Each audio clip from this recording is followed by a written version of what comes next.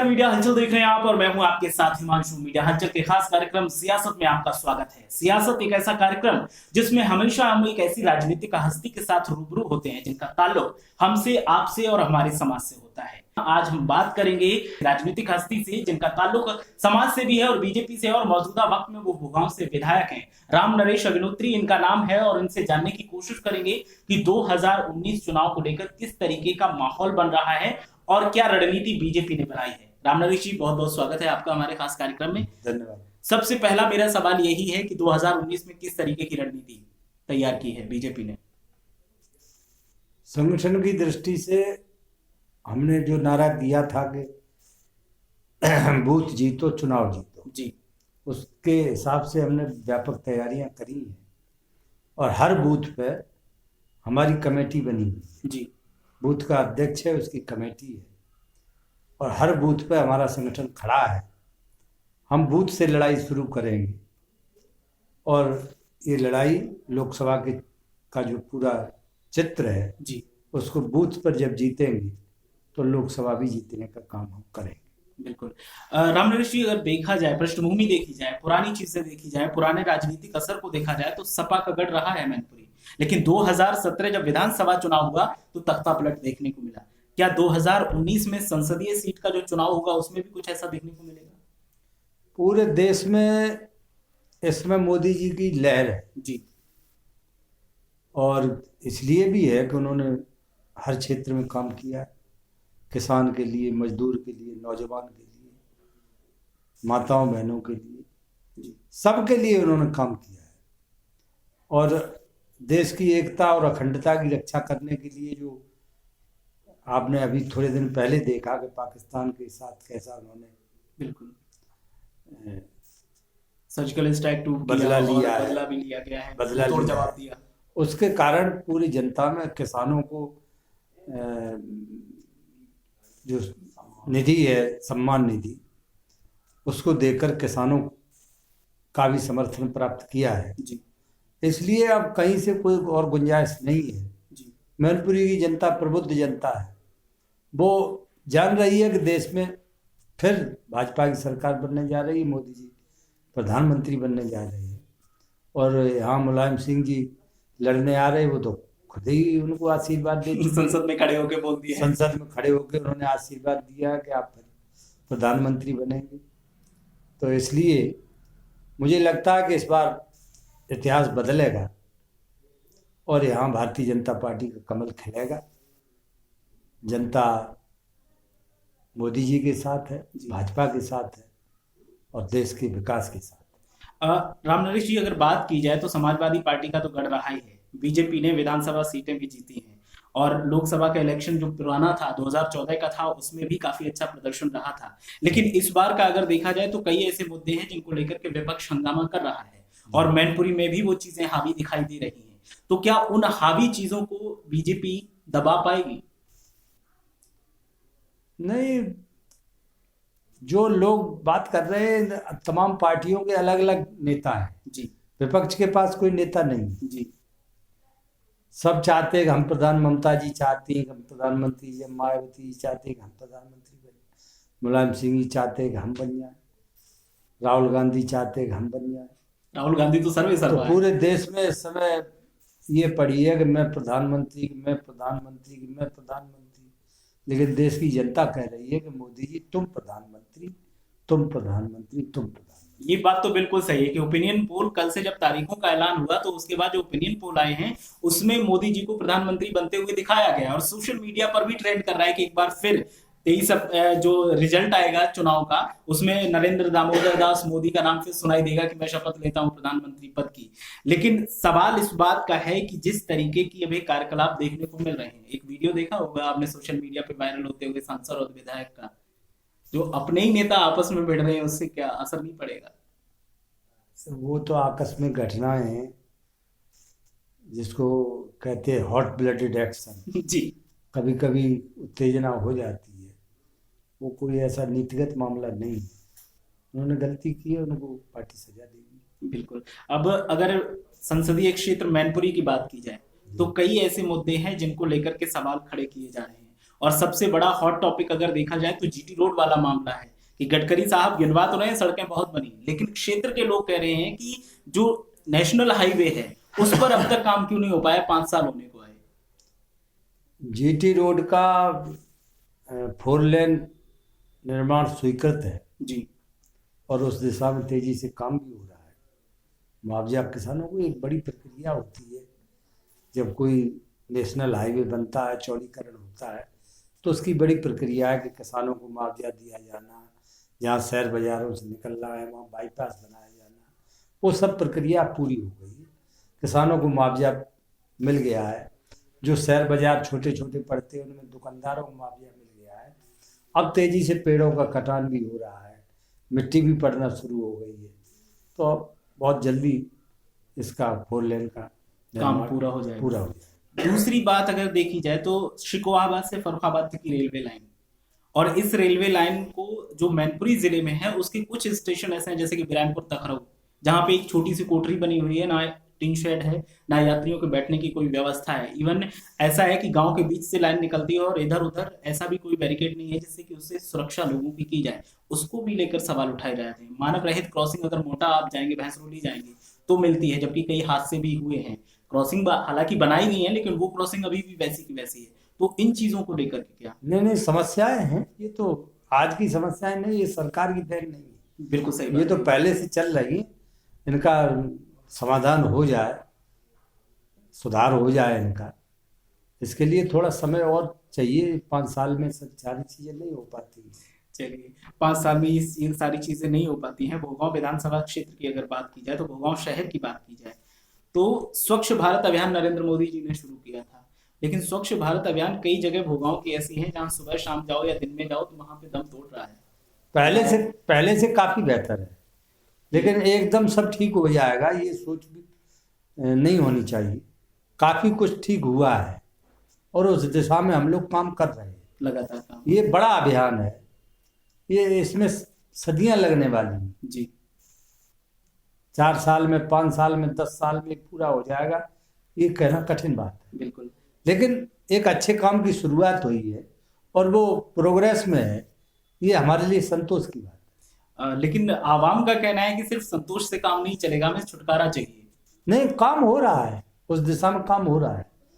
स्वच्छता अभियान के लिए तेजी से काम हो रहा है और हम समझते हैं कि भोगांव ही नहीं, पूरे देश का कोई भी शहर गंदा नहीं रहना चाहिए, सभी स्वच्छ हों। बिल्कुल, तभी हम जनमानस स्वस्थ होगा, ये सोच हमारा है। और उस दिशा से जो पहले कभी नहीं होता था, स्वच्छता की बात भी नहीं कोई सोचता था, वाह बिल्कुल, वो इस सरकार ने और हमारे प्रधानमंत्री जी ने लाल किले से इसकी घोषणा की और इस दिशा में तेजी से काम हुआ है। कई शहर तो बिल्कुल स्वच्छ हो गए, लेकिन सब शहर स्वच्छ हो जाए इसमें समय लगे। अग्निहोत्री जी, एक सबसे बड़ा सवाल मेरा है और इसको लेकर के अभी भी सस्पेंस है, वो मैं जानना चाहता हूँ आपसे। क्या लगता है कि 2019 में बीजेपी की तरफ से कैंडिडेट कौन होगा संसदीय चुनाव के लिए? क्योंकि अभी साफ नहीं हुई है तस्वीर और लोगों का मानना है कि शायद बीजेपी कैंडिडेट उतारे भी ना। अब ये क्यों मानना है मुझे ये समझ नहीं आता, वो मैं जानना चाहूंगा। इसकी ये सोच भी ठीक नहीं है। भाजपा का प्रत्याशी लड़ेगा जी और बहुत दमदारी से लड़ेगा। होगा कौन वो? अभी होगा कौन ये तो हमारे राष्ट्रीय अध्यक्ष भी नहीं कह सकते। फिर कौन उसकी एक प्रक्रिया है, अभी देश भर में कोई प्रत्याशी घोषित नहीं हुआ है। एक अभी सोशल मीडिया पर लिस्ट वायरल हो रही है जिसमें अरुण जेटली जी को पीलीभीत से लड़ते हुए दिखा। वो फर्जी है, वो फर्जी है। अभी कोई ऐसे हमारे यहाँ ऐसे नहीं होता है। ये सिंगल हैंडेड जो पार्टियां हैं जी, जैसे सपा है, बसपा है और क्षेत्रीय दल है, ये सिंगल हैंडेड पार्टियां, ये तो अपने कमरे में बैठ के प्रत्याशियों को घोषणा कर देती है। कुछ लोग कहते हैं कि लिफाफे लेके सिंगल हैंडेड है, वो लिफाफे लेके भी होता है, वो तो दुनिया जानती है। लेकिन हमारे यहाँ तो एक सिस्टम बना हुआ है, पार्लियामेंट्री बोर्ड है जी, उस बोर्ड के सदस्य प्रधानमंत्री भी है, राष्ट्रीय अध्यक्ष भी है, तो वो जो 11 लोगों का बोर्ड है वही फैसला करेगा कौन काम करेगा। चलिए, रामनरेश जी, एक बात मैं और जानना चाहूंगा कि सिंगल हैंडेड पार्टियों की तो बात हुई गई, बीजेपी की अगर बात की जाए तो कहा जाता है कि जो व्यक्ति संघ से ताल्लुक रखता है प्रायोरिटी उसको दी जाती है और विपक्ष इस चीज का आरोप लगाता है कि तुम्हें राजनीति में कोई अनुभव ना हो, लेकिन अगर संघ से हो तो आपको टिकट मिल जाएगा। क्या मैनपुरी में भी ऐसा ही देखने को मिलेगा? नहीं, ऐसा नहीं, संघ को उसमें हस्तक्षेप नहीं करता है जी संघ। तो हमारी विचारधारा है, संघ पावर हाउस है, उस पावर हाउस से तमाम जगह कनेक्शन दिए गए, उसमें से बीजेपी भी है जी विश्व हिंदू परिषद है, मजदूर संघ है, किसान संघ है, तमाम विंग है संघ भी। उसका एक अनुसांगिक संगठन भाजपा भी। तो वो हमारी मूल विचारधारा है। जी संघ जो है वो हमारा प्राइमरी स्कूल है, वहाँ से जो हमने शिक्षा प्राप्त और की है। जो पार्टी कार्यालय जो है वो ग्रेजुएट कॉलेज है, जहां से पोस्ट ग्रेजुएट और ग्रेजुएट होते हैं लोग। चलिए, महागठबंधन की अगर बात की जाए, वैसे महागठबंधन तो नहीं कह सकते, गठबंधन ही है, क्योंकि दो ही पार्टियां हैं उत्तर प्रदेश में, सपा और बसपा, जिन्होंने गठबंधन किया है। मोदी लहर है, बीजेपी का कहना है, और महागठबंधन का कहना है कि इस बार तो जो 2017 में अच्छे लड़के आए थे वो तो नहीं है, लेकिन बुआ बबुआ इस बार जीत जरूर दर्ज करेंगे और बीजेपी खाता भी नहीं खोल पाएगी। क्या आपको महसूस होता है? ये महागठबंधन नहीं है, ये महाठगबंधन। ये तो सभी कहते हैं। ये ठग जो है, बेईमान, जिन्होंने अरबों खरबों रुपए पैदा किया, 50-50 हजार करोड़ की संपत्ति है। ये मैंने नहीं कहा, ये इंटेलिजेंस की खबर है। 50-50 हजार करोड़ की संपत्ति जिन्होंने बनाई है, उनकी चली न जाए, उनको जेल में न जाना पड़ जाए, इसलिए गठबंधन पूरे देश भर में हो।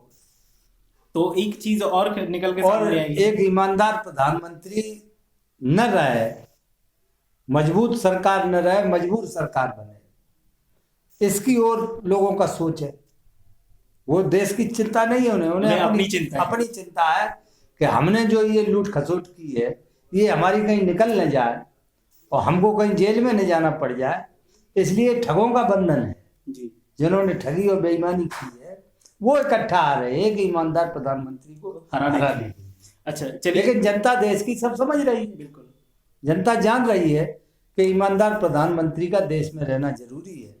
और ये बेईमान जिन्होंने वर्षों से देश को लूटा है, अब इनकी विदाई होनी चाहिए। ये जनता ठीक से समझ रही है। अग्निहोत्री जी, आपने कहा कि ये महागठबंधन नहीं महाठगबंधन है। विपक्ष कहता है कि बीजेपी इसलिए आरोप लगा रही है क्योंकि बीजेपी ने खुद उद्योगपतियों के साथ मिलकर आवाम को ठगा है। एक भी उदाहरण ऐसा नहीं, और किसी उद्योगपति का ऐसा वक्तव्य कभी नहीं आया है। वो तो उनसे पैसा लिया है, उन्हें फायदा मिल रहा है, कभी तो नहीं है, कहीं कोई नहीं है ऐसा। ये तो निराधार आरोप है, इन आरोपों में कोई दम नहीं है।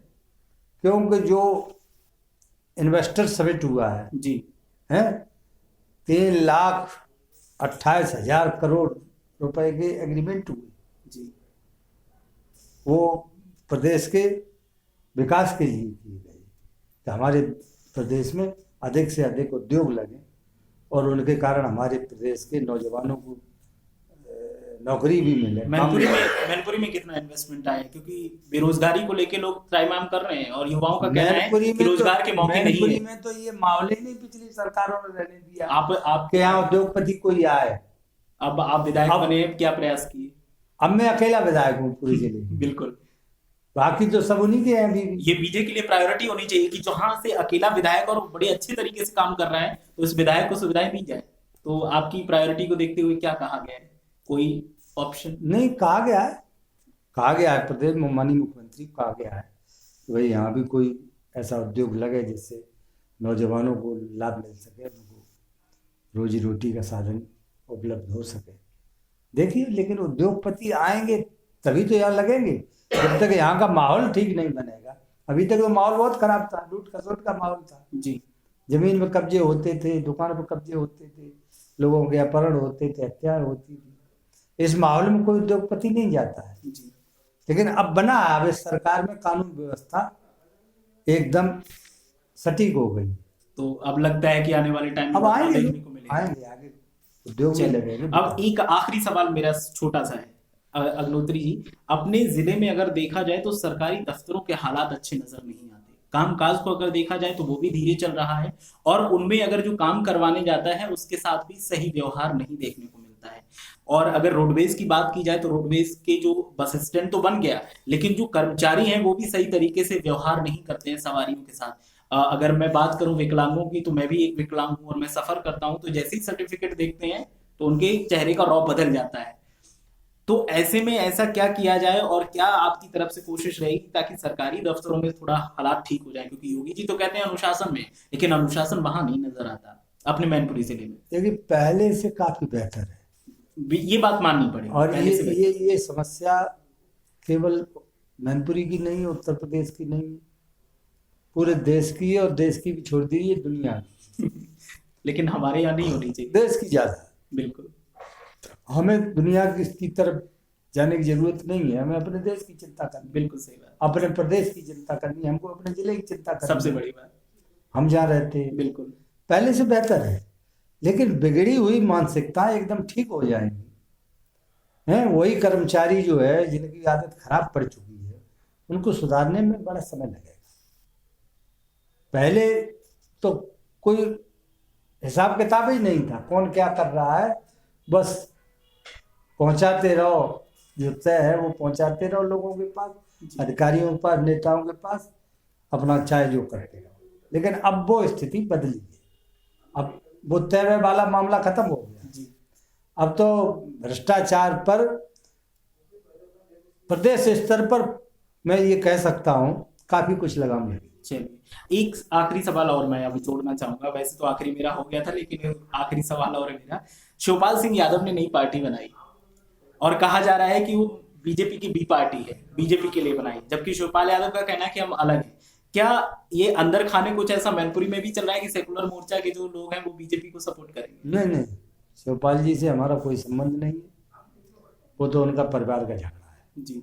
वो तो मंच पे देखा 2017 में, और अभी तो उन्होंने 2 दिन पहले ही हमारी सरकार के, उत्तर प्रदेश सरकार के खिलाफ बड़ा भारी प्रदर्शन किया जी, लखनऊ में कानून व्यवस्था। लेकिन आपस में जो नूरा कुश्ती चल रही है, क्या उसका फायदा बीजेपी को मिलेगा? वो तो मिलेगा, कई सीटों पे मिलेगा। बिल्कुल। मैनपुरी में भी कल देखने को मिला है, पुतले पुतले फूके गए। हाँ, वो कई सीटों पे मिलेगा, और ये उनका अपना अंदरूनी झगड़ा है, परिवार का झगड़ा है, उनके साथ अन्याय हुआ ऐसा उनका कहना है जी। क्या हुआ क्या नहीं हुआ वो जाने, लेकिन वो अपने हिसाब से लड़ेंगे, हम अपने हिसाब से लड़ेंगे। चलिए, बहुत बहुत शुक्रिया रामधनुष जी हमारे साथ जुड़ने के लिए, अग्निहोत्री साहब अपना कीमती वक्त हमें देने के लिए। बहुत धन्यवाद। तो मीडिया हलचल के सियासत में आज हमारे साथ जुड़े हुए थे मैनपुरी के उपनगर भोगांव से विधायक रामनरेश अग्निहोत्री जी, जिनसे हमने चर्चा की 2019 चुनाव को लेकर कि किस तरीके के हालात बन रहे हैं और कैसे बीजेपी इन हालातों का सामना करते हुए आगे बढ़ेगी। और चर्चा में निकलकर सामने यही आया कि जो आपसी मतभेद चल रहा है, गठबंधन, जो महागठबंधन का ढिंढोरा पीटा जा रहा है, वो मोदी लहर में फेल होगा और इस बार मैनपुरी की सीट बीजेपी के खाते में जाएगी, या फिर कद्दावर नेता जो है मैनपुरी से सांसद कई बार रहे हैं और फिलहाल मौजूदा सांसद है जो उनका पोता है, समाजवादी पार्टी से ताल्लुक रखता है, या उनकी जीत होगी ये कहना मुश्किल है। लेकिन चुनाव के नतीजे जो आएंगे उनमें देखना दिलचस्प होगा कि अग्निहोत्री साहब ने जो दावा किया है क्या वो दावा सटीक साबित होता है। आप देखते रहिए मीडिया हलचल। अगर आपने अभी तक हमारा चैनल सब्सक्राइब नहीं किया तो अभी सब्सक्राइब करें और बेल आइकॉन को क्लिक करके हमारी लेटेस्ट वीडियोस के बारे में अपडेट जानें।